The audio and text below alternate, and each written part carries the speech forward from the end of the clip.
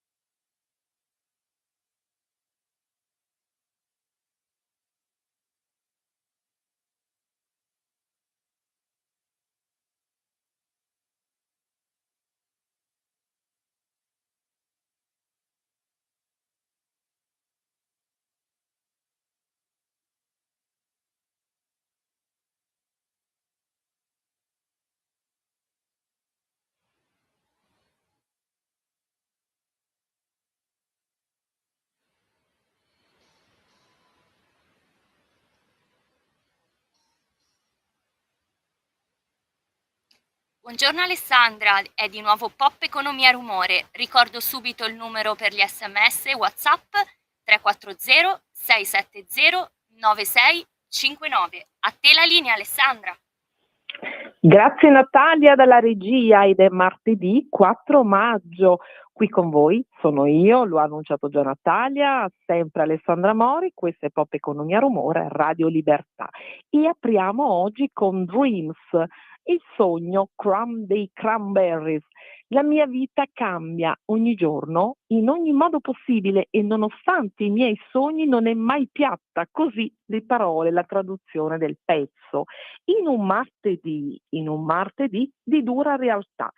Sale la tensione sullo stretto di Hormuz, il Fondo Monetario presenta il conto della guerra e avverte il caro energia pesa e come pesa su imprese e famiglie, queste ultime le più colpite in Europa. Dal Salone del Risparmio il presidente di Confindustria Orsini ha parlato poco fa e dice: se i conflitti arrivano a fine anno saremo in recessione, facciamo aggregazione, facciamo squadra tra le imprese, sia questo un obiettivo, ha parlato anche il ministro Giorgetti, ma nel disordine mondiale c'è nella nostra Italia chi il sogno non solo lo ripercorre, lo coltiva, ma continua a farlo volare. Lui è un giovane capitano d'impresa, è l'erede di un prestigioso gruppo industriale. Chi non conosce questo nome, o meglio cognome, Riello, eccellenza del nostro Made in Italy, gruppo leader nel settore della climatizzazione e pioniere dell'aria condizionata in Europa. E allora sono molto contenta di ritrovarlo in collegamento in diretta da Bilbao. Ben ritrovato a Giordano Riello. Buongiorno a lei e agli ascoltatori, è un piacere essere in vostra compagnia oggi. Eccoci, allora prima di ripercorrere il suo ruolo, i suoi tanti ruoli e la sua fitta attività in azienda, leggo qui Giordano, mi piace cominciare dal sogno, o meglio dal volo. Se non avessi fatto le licenze di volo non avrei mai fatto l'imprenditore, lo ha detto lei in un'intervista, è metaforico immagino. E prima di fare l'imprenditore cosa vuol dire? È bene imparare a volare? Quali sono le affinità tra un pilota e un imprenditore? Ci racconti un po'? È metaforico, ma proprio non del tutto, perché effettivamente sì, il mio sogno da ragazzo, da giovane, era quello di fare il pilota di linea, finché ho fatto le licenze, ho preso i brevetti e da lì mi sono accorto che il richiamo della fabbrica era più grande. E ci sono delle grandissime similitudini tra il mondo dell'aviazione e il mondo dell'industria. In entrambi i casi ci troviamo a pilotare un aereo o guidare una fabbrica. Dobbiamo lavorare con il nostro equipaggio in aereo e con i nostri collaboratori in azienda. Dobbiamo saper gestire le emergenze, in entrambi i casi, possibilmente anticipandole, dando delle risposte immediate e chiare, e dobbiamo pensare più veloce rispetto alla velocità dell'aeroplano, quindi pensare in questo caso più veloce al mercato, e se non avessi fatto il pilota sicuramente oggi non sarei in fabbrica. E il mercato oggi è in una emergenza continua, come sai, come tutti noi vediamo. E allora innovazione e trasformazione digitale, questo è il suo percorso, no? Nel solco della tradizione familiare.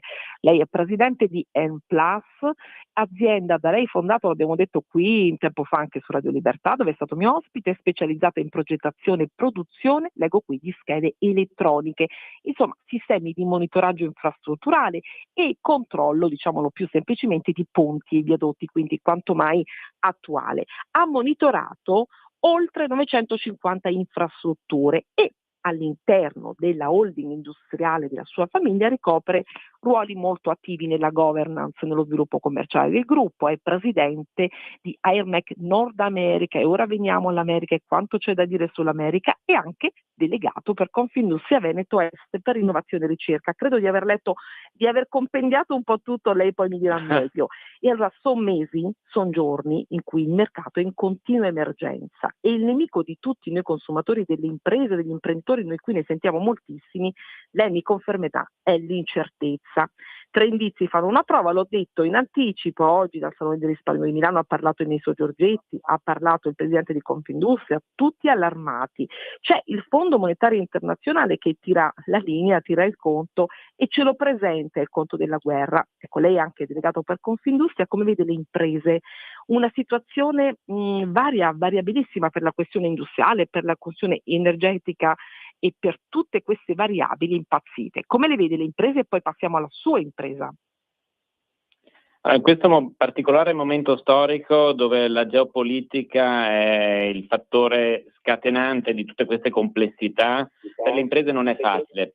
La situazione è complessa, ma a mio avviso non è tragica, però perché il mercato c'è, il mercato vuole l'Italia e vuole l'italianità. Il tema vero in questo momento è la programmazione, e qui mi aggancio a quello che diceva lei, l'incertezza dei mercati, perché per un imprenditore non riuscire a programmare i propri investimenti, il dove dirigere gli sforzi, la propria potenza di fuoco nei mercati, questo crea dei disturbi e delle complessità enormi. E se non riusciamo a investire nella maniera corretta e a porre le nostre strategie di crescita in maniera strutturata, allora a quel punto veramente la nostra Italia rallenta col rischio di fermarsi, come diceva il presidente Orsini, entro il 2026, perché se la guerra continua nei prossimi 4 mesi, l'Italia va in stagnazione, quindi crescita zero, e adesso siamo allo 0,2%. Se dovesse proseguire per i prossimi ulteriori 4 mesi, quindi a fine anno, rischiamo una recessione. Ma ripeto, non perché il mercato non ci sia e la domanda del mercato non esista, ma perché c'è un'incertezza tale dove tutti tirano le briglie dei propri investimenti, e quindi si rallentano dei processi commerciali e di crescita all'interno della nostra penisola e anche fuori dai nostri confini. Ecco, innovare in questo momento particolare, contingente, ma anche storico, è difficile, è impossibile innovare. E chi è l'innovatore in questo momento? In momenti di difficoltà è necessario innovare, anzi deve essere una conseguenza dei periodi di crescita, perché chi non innova non può crescere e chi non investe non può pensare di dare continuità ai propri processi industriali. Nella mia famiglia io ho la fortuna di essere e l'orgoglio di essere imprenditore di quinta generazione, ma allo stesso tempo l'orgoglio di essere anche imprenditore di prima generazione, e nella nostra famiglia l'innovazione è sempre stata una grandissima ossessione. Quindi anche se ci può sembrare controintuitivo, assolutamente fondamentale per riuscire a guidare il cambiamento e non subirlo, investire in ricerca e sviluppo, lavorare tra imprese anche dello stesso settore con affinità e sui mercati attigui. E un altro tema importantissimo è lavorare come industrie con le università e col mondo di ricerca, perché lì ci sono le nuove idee, lì ci sono i nuovi progetti, lì ci sono le nuove menti, e quindi io credo che sia assolutamente fondamentale per gli imprenditori e per le imprese italiane costruire dei dialoghi, delle collaborazioni strette col mondo dell'università, sia italiana ma anche estera. Ecco, in questo momento, mentre lei parla con me e ai nostri ascoltatori e alle nostre ascoltatrici, scorrono le immagini della sua azienda, i momenti di vita più significativi. C'è anche una panoramica di Aermec che lei mi ha mandato. In tempo di crisi energetica, Aermec, lei porta il nome di suo nonno Giordano, come il famosissimo Giordano Riello, suo nonno, e questa azienda fondata negli anni 60, che è l'azienda, lo dicevo in apertura, leader delle climatizzazioni, che lo scorso anno, mi dica lei, mi corregga lei, leggo qui i dati che mi ha mandato, ha raggiunto i 370 milioni di euro di ricavi, ed è anche il cuore della Giordano Riella International Group, 600 milioni di fatturato, tantissimi dipendenti. Ora ci racconta lei. In tempo di crisi energetica cosa mi ha colpito? Che questa azienda, come riportato da tutti i giornali, apre negli USA, cioè aprirà uno stabilimento produttivo negli Stati Uniti nel 2027. In questo clima particolare, perché questa scelta? Questa è una scelta che risale ancora allo scorso anno. Gli Stati Uniti stanno crescendo molto sui temi, anche sulla sensibilizzazione sui temi dell'energia, quindi noi produciamo pompe di calore, per lo più e chiller, quindi questi sistemi per raffreddare e riscaldare gli ambienti, utilizzando anche dei gas a basso impatto ambientale, quindi emettendo meno CO2 nell'atmosfera. Servire un continente dall'Italia, dall'Europa diventava impossibile o perlomeno molto complicato, ma solo per banalmente un tema logistico, e anche per i grandi lacciuoli che l'Europa sta mettendo e imponendo proprio sui temi energetici, perché l'Europa è giusto che si muova su politiche ambientali molto rigide, però bisogna dare anche gli strumenti alle imprese per seguire queste politiche e non si può pensare di chiedere alle imprese di modernare tutte le linee produttive in un anno, e quindi per poter produrre ancora macchine con refrigeranti che vengono utilizzati in altre parti del mondo, non in Europa, siamo stati costretti ad abbandonare il suolo italiano e produrre anche negli Stati Uniti, perché mi permetta di dire, i talebani dell'ambiente ci costringono non solo a non produrre più macchine, quindi chiller con gas refrigeranti tradizionali per il mercato europeo, ma non possiamo neanche produrli per l'esportazione. Ed essendo l'ultima e l'unica azienda manifatturiera in questo settore italiana, controllata da una famiglia, dove abbiamo fatto sempre dell'italianità il nostro orgoglio e la nostra bandiera, è stata anche per noi una sconfitta essere obbligati dall'Europa a migrare in un altro continente per non perdere una fetta di mercato importante. I nostri concorrenti, che sono multinazionali straniere, hanno già stabilimenti in tutto il mondo, quindi a volte bisogna anche essere guidati da ragionevole capacità di discernere dove è giusto e dove è sbagliato muoversi in termini ambientali, o perlomeno dare alle imprese gli strumenti e i tempi giusti e necessari per riqualificare i propri processi improduttivi, altrimenti depauperiamo di competenze e di ricchezza il nostro tessuto industriale.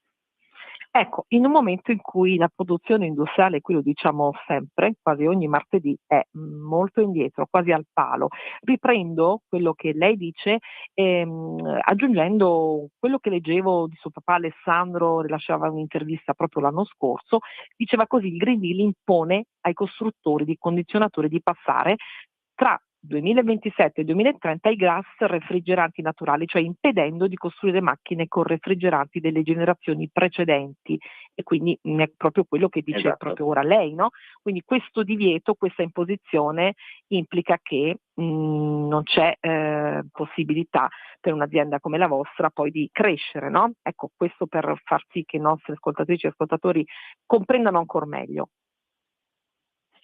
Conto che i nuovi gas refrigeranti a basso impatto ambientale sono per lo più gas molto infiammabili e esplosivi, come il propano, e questo richiede grandissimi investimenti alle imprese per mettere in sicurezza tutte le proprie linee produttive, quindi bisogna anche stare attenti agli interventi che vengono richiesti dai burocrati verso le aziende, perché queste richieste, anzi questi obblighi, hanno un impatto enorme, a volte devastante sui nostri investimenti. Per quello dicevo prima che è necessario dare un adeguato tempo alle imprese per strutturarsi in questa direzione, altrimenti si butta via il bambino con l'acqua sporca, come si suol dire.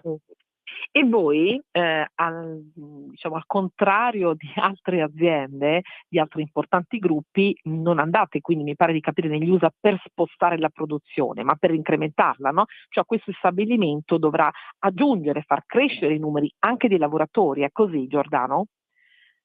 Assolutamente sì, sin dai tempi di mio nonno ci ha sempre insegnato lui e prima e mio padre poi al rispetto del lavoro e delle persone che lavorano con noi. Quindi quando abbiamo implementato linee robotizzate o creato nuovi stabilimenti non l'abbiamo mai fatto per lasciare a casa persone o per cercare un lavoro a più basso costo, perché io credo che un imprenditore che va all'estero per cercare solamente il maggior profitto è un imprenditore che mette in saldo il proprio paese, e un imprenditore che mette in saldo il proprio paese non può avere l'appellativo di imprenditore, perché l'imprenditore crea ricchezza diffusa e deve continuare a investire nel proprio territorio, perché ha un debito di riconoscenza verso il proprio territorio. Se un imprenditore cresce, la sua azienda cresce, è sì perché l'imprenditore ha avuto un'idea e ha investito, ma anche perché il territorio stesso ha investito e creduto nell'idea degli imprenditori. Quindi è una nostra responsabilità continuare il più possibile a servire il mondo dall'Italia, anche perché se il Made in Italy fosse un brand sarebbe il terzo più conosciuto al mondo dopo Coca-Cola e Visa, e dobbiamo rispettarlo. Ecco, i timori per un'invasione di prodotti dalla Cina, insisto perché questo è un punto di rimente di cui noi discutiamo qui moltissimo con tanti esperti. USA e Cina sono due economie antagoniste quasi, diciamo, alla pari. Quali sono i vostri timori? Proprio i vostri timori di attacco all'italianità, questo concetto che lei mi sta ripetendo dall'inizio, al quale noi teniamo moltissimo. Qui l'Europa credo che giochi un ruolo fondamentale per riuscire a contenere il Pechino su un'invasione di prodotti provenienti da quei territori, anche perché la Cina non è più la Cina che noi ricordavamo 30-40 anni fa.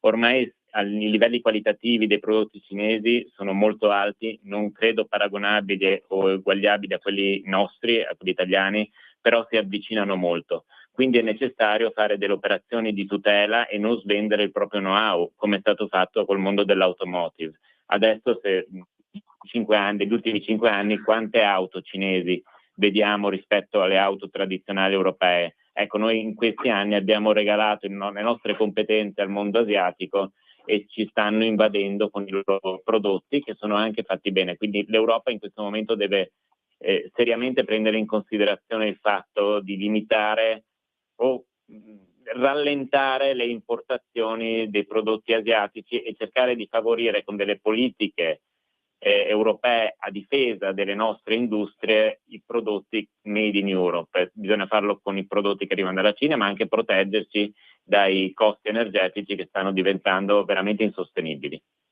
Ecco, siamo su questo e sulla manifattura italiana. Leggevo ieri i dati di aprile sulle PMI manifatturiere italiane.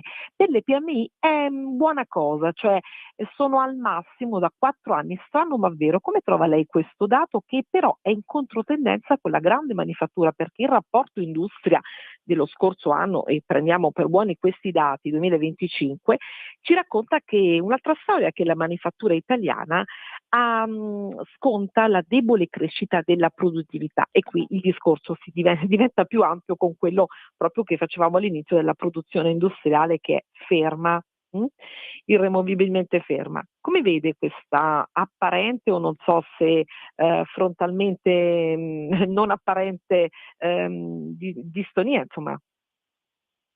Io credo che stiamo vivendo non un'epoca di cambiamento, ma un vero e proprio cambiamento d'epoca. Dobbiamo cercare di fare aggregazioni come imprese, perché un tempo si diceva il piccolo è bello.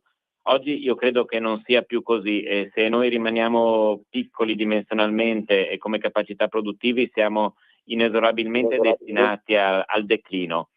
Anche se le piccole e medie imprese sembrano crescere a volte, non è non è un percorso sostenibile nel lungo periodo, anzi è necessario per competere sui mercati globali e anche sui mercati domestici, e per mercato domestico intendo non l'Italia, ma intendo l'Europa, riuscire a parlarci più tra imprenditori e fare aggregazione, fare massa critica, perché non riusciremo a resistere né al gigante asiatico né alla potenza di fuoco industriale americana.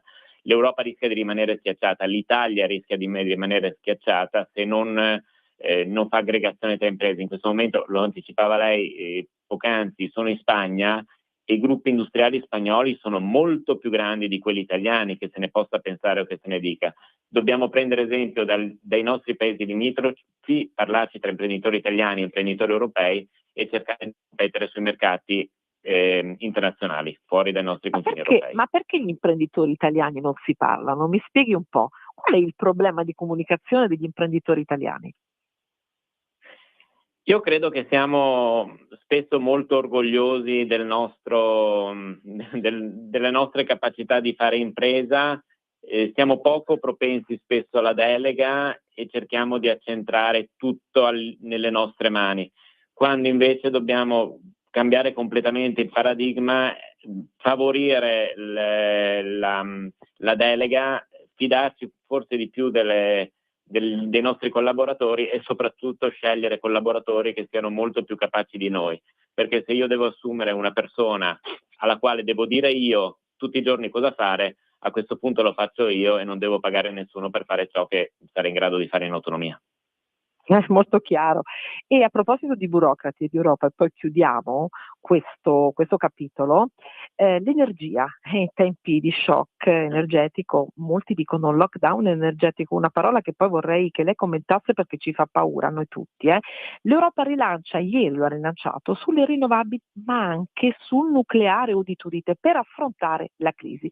Lo ha detto la Presidente della Commissione Ursula von der Leyen ieri, quantificando, senza far troppi eufemismi, giri di parole, il costo. Lei dice così: 22 miliardi di euro in fatture aggiuntive per l'importazione di combustibili fossili in solo 44 giorni, fino dall'inizio del conflitto Stati Uniti-Iran. E allora dice, allora pensiamoci un po', o forse ci ripensa anche sul nucleare.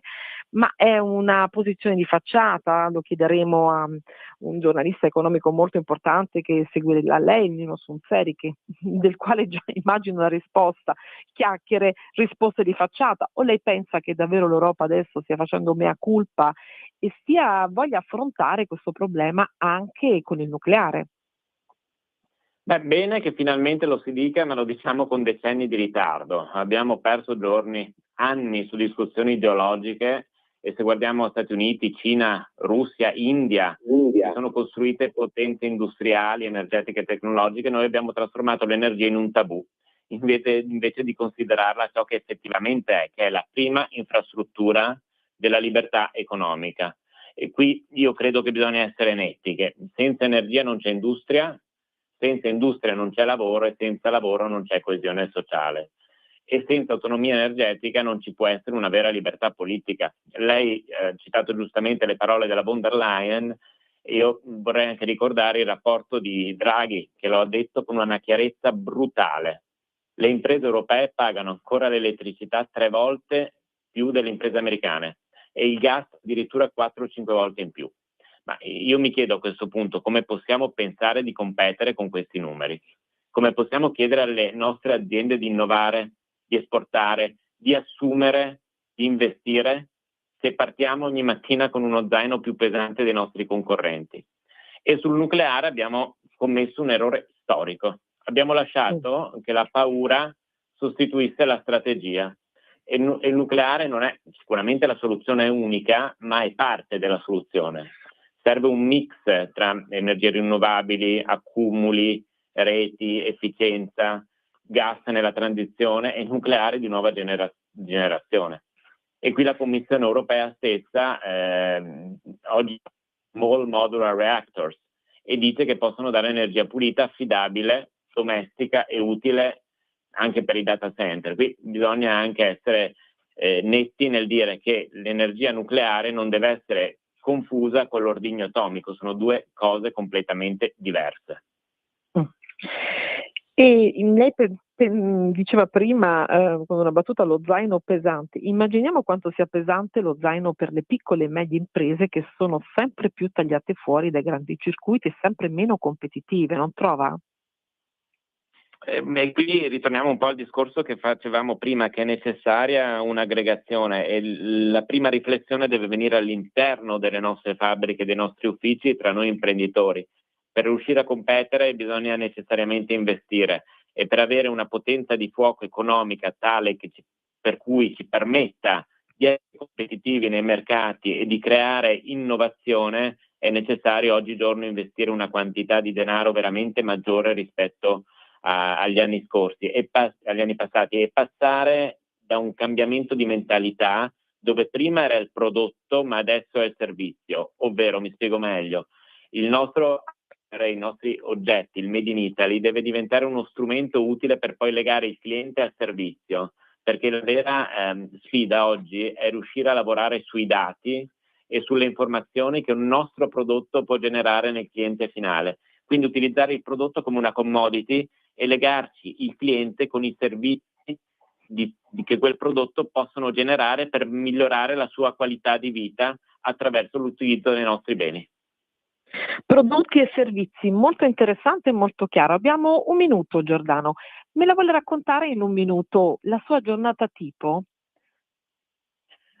Allora, dipende se parliamo una giornata tipo durante la settimana o i weekend, perché io ho il brutto vizio di andare a visitare le persone, guardarle negli occhi, perché credo che le tante riunioni Teams che si sono fatte negli anni scorsi possano essere utili, ma è necessario comunque creare il rapporto umano, perché le fabbriche se corrono sulle gambe delle persone. Io tendenzialmente il lunedì parto, vado in giro per i nostri stabilimenti o dei nostri distributori in giro per il mondo, vado con loro a visitare i clienti, a cercare di risolvere i problemi e soprattutto di creare delle opportunità. E poi il venerdì, quando torno a casa, sto insieme alla mia famiglia, a mia moglie Francesca, ai miei 3 figli, Alessandro, Edoardo e Caterina, che sono le più belle start-up che abbia mai fatto nella mia vita, col mio presidente, che è mia moglie. Molto bella questo tratteggio familiare. E allora sono le 16:27, io la devo salutare, altrimenti qui dalla regia ci impongono, abbiamo regole ferree qui a Radio Libertà. È stato davvero un piacere ritrovarla, parlare con lei, io la inviterò presto perché una ventata sì di gioventù ma di competenza, di efficienza, e ci ricorda cosa è davvero il Made in Italy, no? E allora grazie ancora. Grazie a lei, e chiudo citando Henry Ford, che diceva che nei momenti di difficoltà ricordiamoci che l'aeroplano vola col vento contro e non col vento in coda. Grazie di questa bella citazione che a suo modo fa molto rumore, non trova? Questa è la trasmissione Pop Economia, vita vera, economia reale e rumore che fanno i personaggi come lei, capitani d'impresa. Grazie ancora. Grazie a voi, buona giornata, buon lavoro. E andiamo in piccola pausa e poi torniamo ancora a fare rumore, ma tanta pop economia insieme. Un nuovo modo per sostenere la tua radio. Visita radiolibertà.net. Ti basta un click e potrai versare il tuo contributo volontario direttamente online. Potrai donare con ogni tipo di carta di credito, anche prepagata. Ti aspettiamo online su radiolibertà.net. Sostieni la tua radio con il tuo contributo volontario. Radio Libertà. La tua radio. Diamo voce alla nostra gente. In quanti ti promettono trasparenza, ma alla fine ti ritrovi sempre con la bocca chiusa e non puoi dire quello che pensi. Radio Libertà non ha filtri né censure, ascolta la gente e parla come la gente.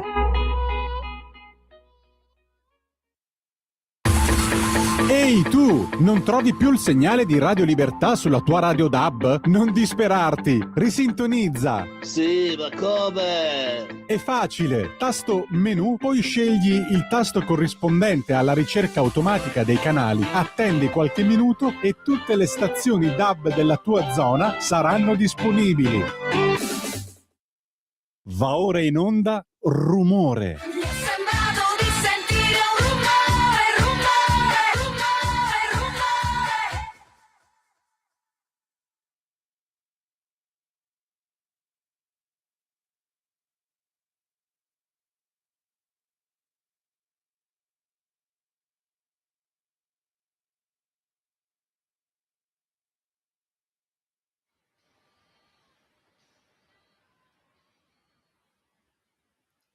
Di nuovo a te la linea, Alessandra.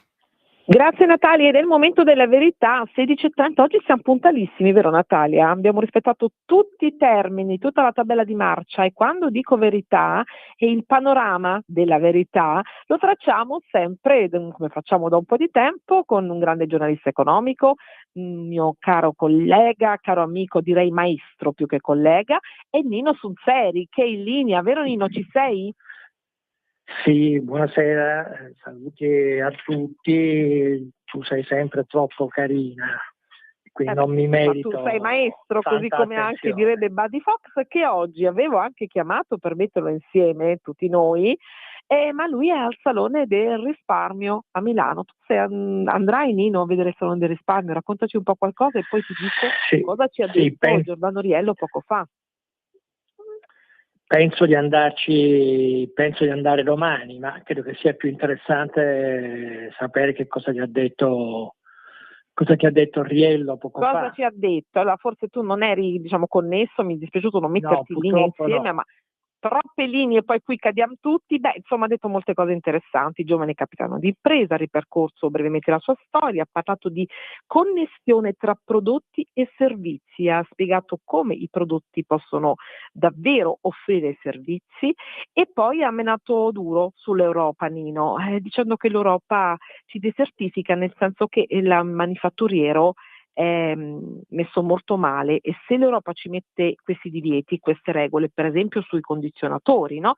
Cioè imporre ai costruttori di condizionatori di passare da ora, diciamo così, dal 2027 al 2030 a questi gas che sono cosiddetti refrigeranti naturali, beh, si impedisce in questo modo di costruire delle macchine con refrigeranti delle generazioni prima precedenti, e quindi anche per l'esportazione.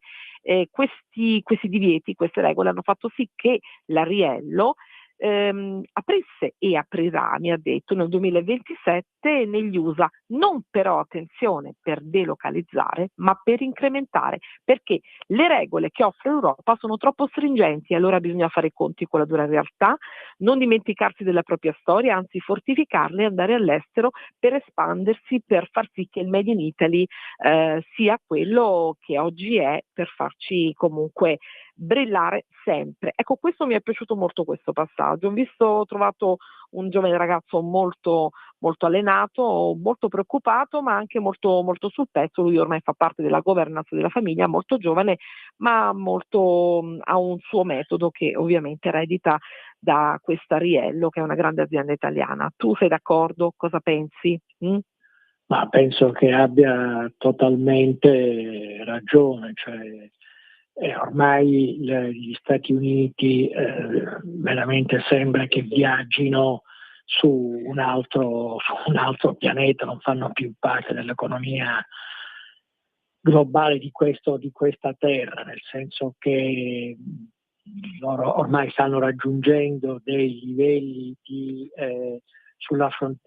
innovazione sulla frontiera tecnologia che noi in Europa neanche ci sogniamo, cioè sull'intelligenza artificiale che è la tecnologia del domani. Loro hanno come unico forse concorrente la Cina, l'Europa su questo settore non esiste, e quindi, come dire, è come se nell'Ottocento l'Europa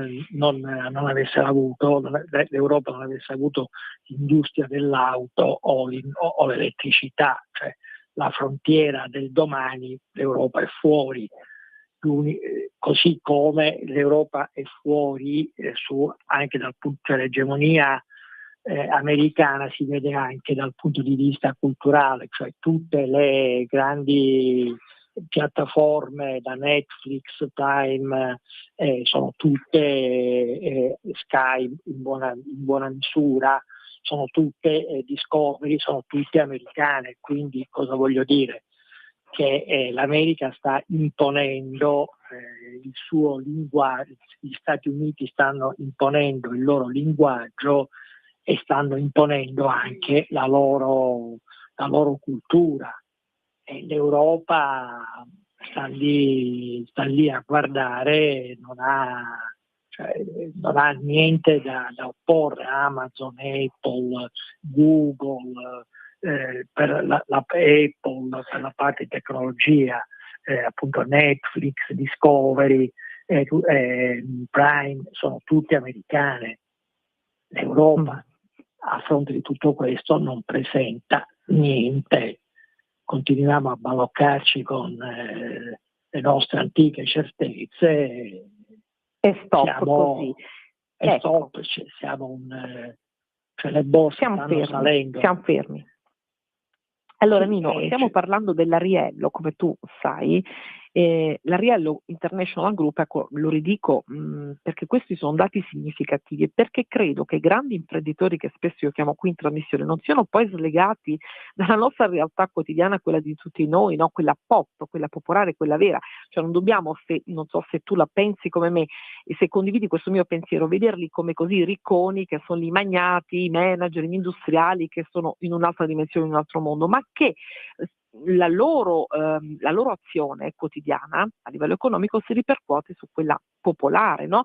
Quindi anche sulla pop economia, su quello che noi facciamo e mangiamo e diciamo tutti i giorni. Cioè noi parliamo dell'Ariello International Group, 600 milioni di fatturato, che è fondata negli anni 60, come sai, dal suo nonno, ma che ha, ecco perché, il ricasco sulla vita vera, sul lavoro, ha 900 operai al lavoro nelle loro postazioni. Ecco perché allora il link, il collegamento tra grande imprenditore, in questo caso giovane imprenditore, e lavoro, la pop economia, la vita vera, l'economia reale, perché sono due fattori connessi. Non trovi, Nino? Vorrei un sì o no su questo e poi andiamo su Orsini, assolutamente, che ha parlato stamane. Prego, Nino. L'industria è il motore dello sviluppo economico. Questa fantasia che gira molto in Italia, ma non solo in Italia, che si possa campare di turismo, è una stupidaggine di dimensioni ciclopiche. Condivido perfettamente. Ecco, ormai siamo tutti, ci riempiamo la bocca di questo luogo comune. L'Italia potrebbe vivere di turismo. Ma come si fa a vivere di turismo se non c'è l'impresa? Non trovi, Nino? Voglio rafforzare. Assolutamente, ma se fosse così, dico, le Maldive sarebbero la prima economia del mondo e questo non risulta. Oppure tutte le altre località turistiche esotiche, ma non esiste. Il turismo non fa sviluppo, fa occupazione, ma fa anche in genere anche occupazione a basso prezzo. Cioè un cameriere, con tutto il rispetto ovviamente che si deve a un cameriere, guadagna poco, anche perché non è, l'attività turistica non è scalabile. Quindi se tu hai un ristorante devi avere per forza un cameriere che ti serve a tavola. Poi per carità ci sono il McDonald's, e torniamo al discorso americano, che hanno inventato una nuova filiera per quanto riguarda che fanno a meno dei camerieri al tavolo, però stiamo parlando di fast food e stiamo parlando di una catena che insomma è una roba internazionale, ma il turismo non fa sviluppo, il turismo per carità fa bene, fa PIL, tutto quello che vuoi, ma è solo l'impresa che fa sviluppo, cioè il paese che ha dominato il mondo fino alla seconda guerra mondiale, che era la Gran Bretagna, è anche il paese che ha fatto la prima rivoluzione industriale. Poi hanno passato. E allora, prego Nino.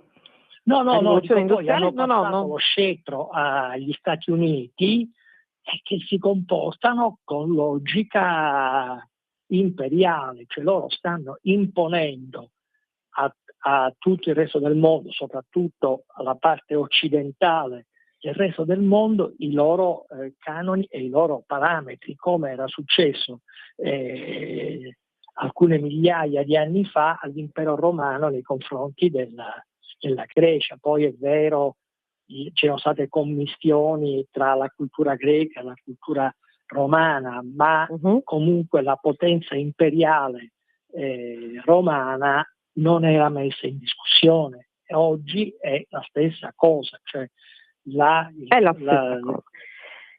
È lo stesso, diciamo, risuccede in tempi diversi, si ripete la storia in tempi e modi diversi, ma lo stesso, il concetto è questo.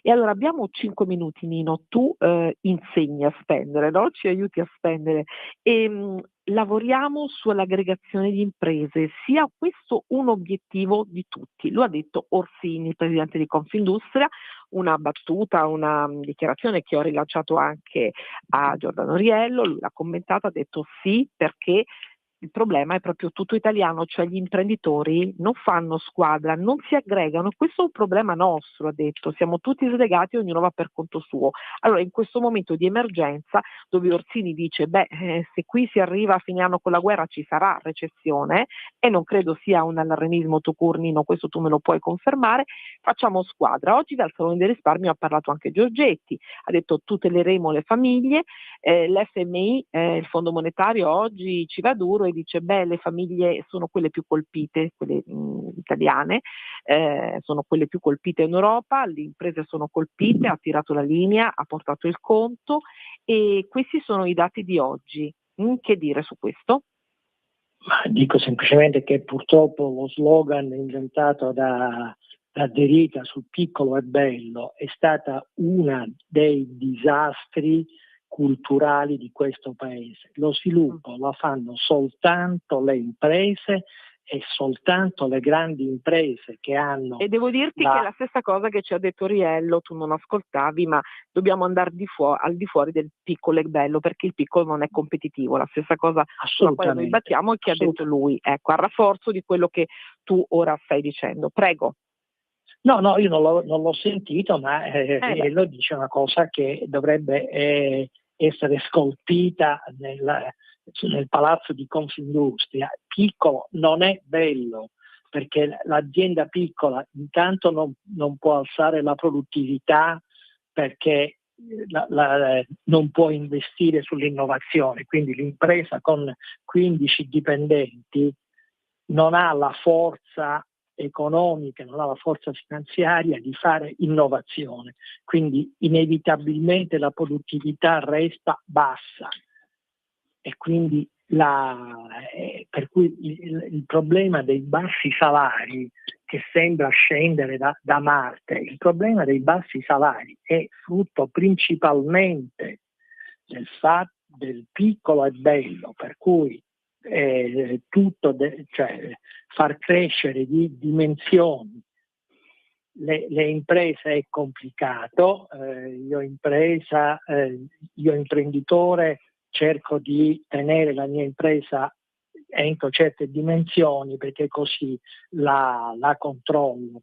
Le gestioni manageriali sono guardate con grandissimo sospetto. Quindi certo, dopodiché lo sviluppo di questo paese è bloccato perché sono tutta una serie di vincoli che sono vincoli esterni, ma sono soprattutto vincoli interni che fermano, che limitano le capacità di sviluppo. Se gli Stati Uniti torno a ripetere, sono gli Stati Uniti perché hanno avuto la forza di investire sull'innovazione, di rischiare, di costruire grandi aziende, grandi multinazionali.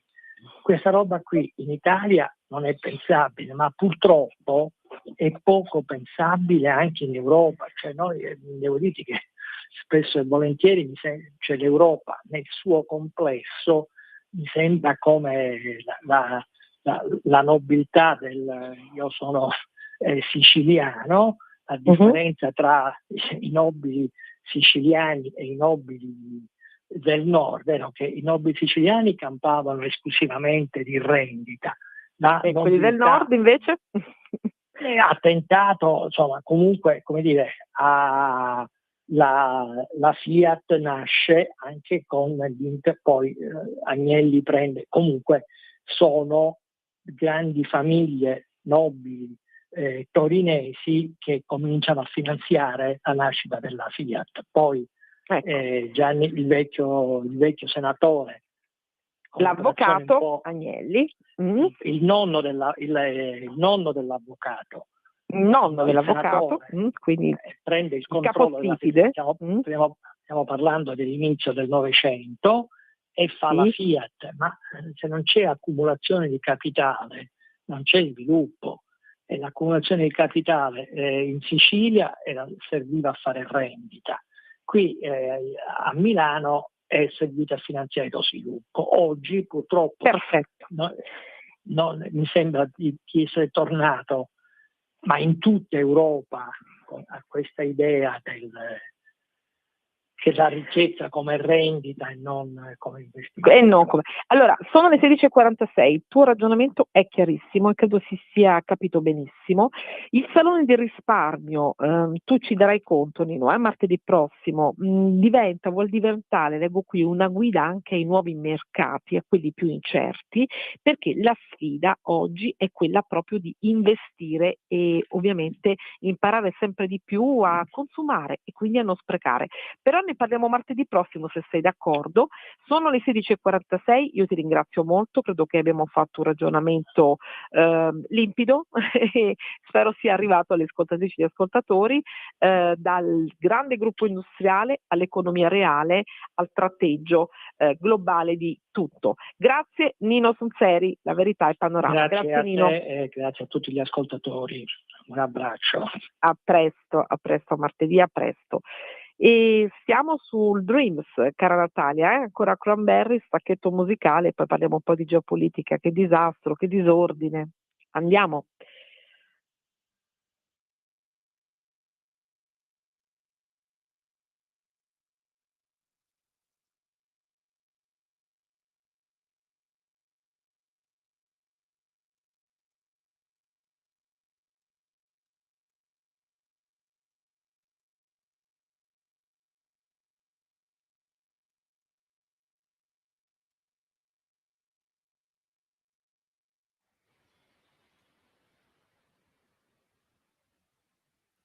Di nuovo a te la linea, Alessandra. Eccoci, 16:47, professor Petricone è in linea, analista politico, sociologo, fenomeni giuridici e politici. Buongiorno, buon pomeriggio, sono legato. Buon pomeriggio a lei. Allora, siamo quasi in linea, quasi in orario oggi.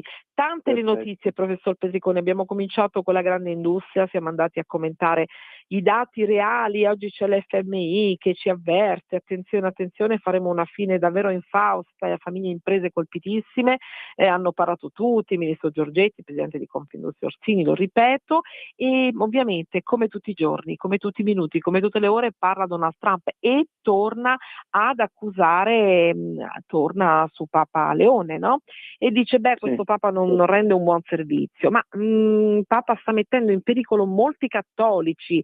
E però, professor Petricone, me lo deve spiegare lei, perché io sono un po' confusa come tutti. Rubio sta venendo in Italia per ricucire e è qui, sta arrivando, missione di Rubio per incontrare il Papa e la Meloni, e Trump intanto è arrabbiatissimo con Hormuz, insomma un gran caos. Ci sono tante parti, una che sembra discordante dall'altra. Com'è? Ci aiuti a leggere un po' la realtà?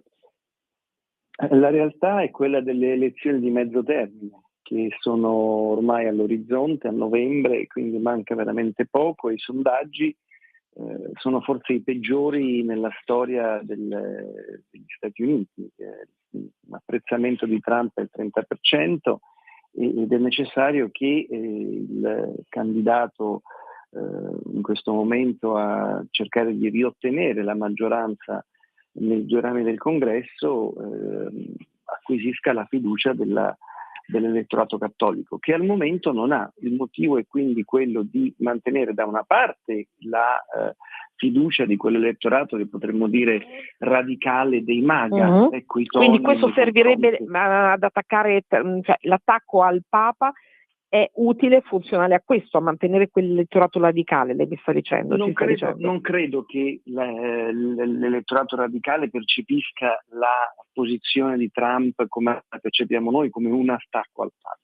Quindi da una parte c'è questa, come dire, differenziazione, quindi il ruolo di Trump. Ricordiamoci che una sua consigliera spirituale in un'occasione proprio nella Sala Ovale lo ha paragonato a Gesù, dicendo: tu hai sofferto la stessa fase di processo, di cattura e di tentativo, quindi insomma ne ha enfatizzato questo ruolo quasi, come dire, di profeta. Dall'altra parte però c'è la Realpolitik, che viene sempre meglio impersonata da Rubio, che è appunto quella di rassicurare l'elettorato cattolico e quindi rassicurare anche il Santo Padre della vicinanza, possiamo dire, sostanziale del presidente Trump a determinati valori. Quindi sicuramente ha un significato profondo questa visita e la disponibilità del Santo Padre ad accoglierlo è però nel senso che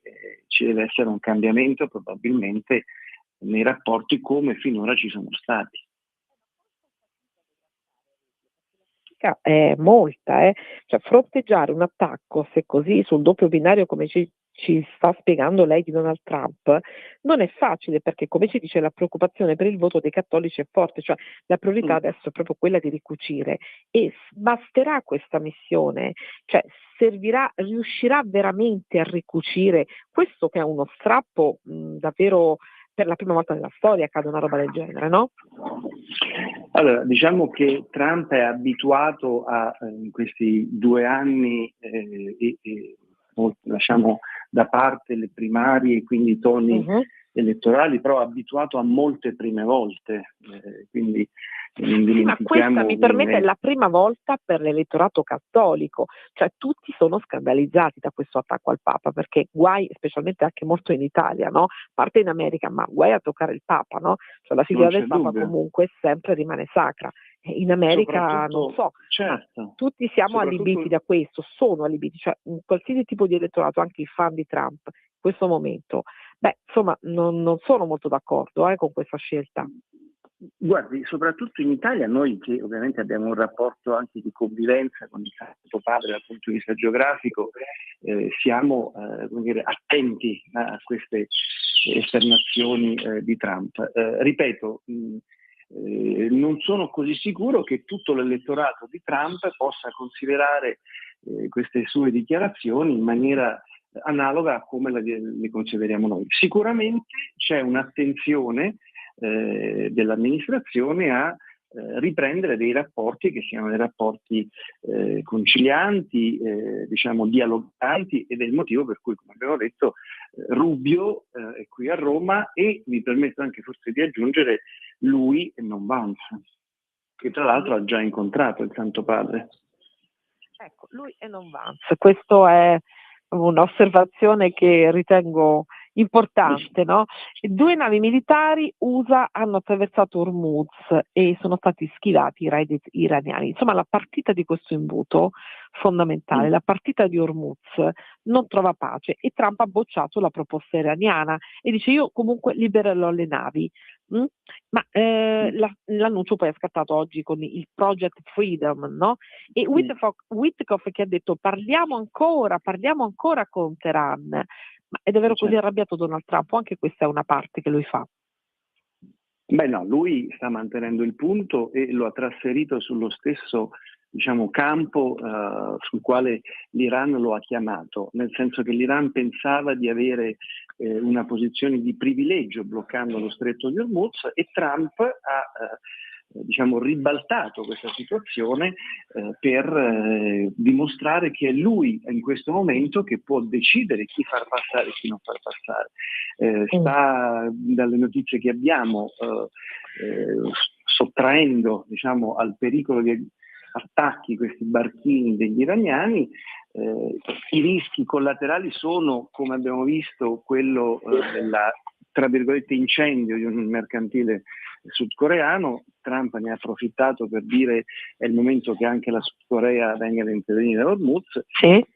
E quindi indubbiamente Trump sta dimostrando di tenere in qualche modo il pallino. In questo momento io vedo nel confronto dello Stretto di Hormuz una maggiore difficoltà della Repubblica Islamica d'Iran a mantenere quello che aveva, come dire, utilizzato come grimaldello nelle trattative, piuttosto rispetto a quanto invece non sta facendo Trump. Ecco, anche l'incontro con Giorgia Meloni è in programma e qui ci sono dei rapporti Italia-USA che sono dei rapporti importantissimi, saldissimi, storici. Ovviamente Giorgia Meloni ha dovuto comunque fare un passo indietro dopo tutto quello che sta succedendo, no? Come lo vede questo incontro? Che scenario si sta per aprire, diciamo? E poi chiudiamo perché sono le 16:55.